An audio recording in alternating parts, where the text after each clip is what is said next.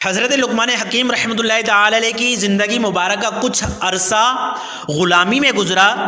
ایک مرتبہ آپ کے دنیاوی آقا نے آپ سے کہا بکری ذبح کر کے اس کے سب سے بہترین 2 حصے لے آئیے۔ آپ نے بکری ذبح کی اور اس کی زبان اور دل نکال کر لے گئے۔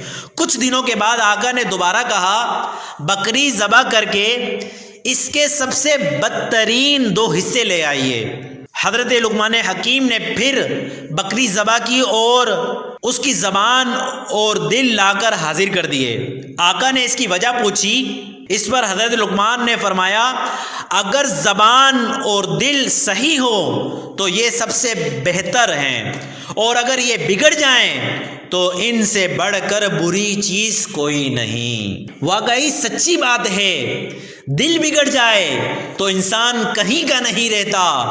دل بگڑنا، دل پر زنگ چڑھنا، دل کا سیاہ ہو جانا، یہ دنیا میں سب سے بڑی سزا ہے۔ دل سخت ہونے اور اس میں میل چڑھنے کے بہت اسباب ہیں، مثلا فضول کلامی یعنی بلا ضرورت بولتے چلے جانے سے دل سخت ہوتا ہے۔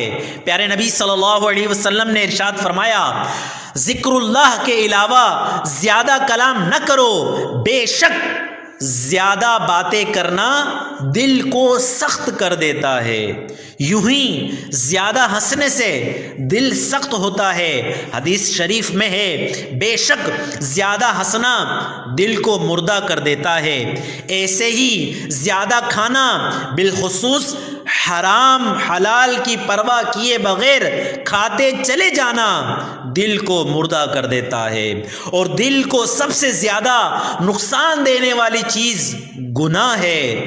گناہ چھوٹا ہو یا بڑا دل پر برا اثر ڈالتا ہے۔ اللہ پاک قرآن کریم میں ارشاد فرماتا ہے، ترجمہ کنز العرفان، بلکہ ان کے کمائے ہوئے اعمال نے ان کے دلوں پر زنگ چڑھا دیا ہے۔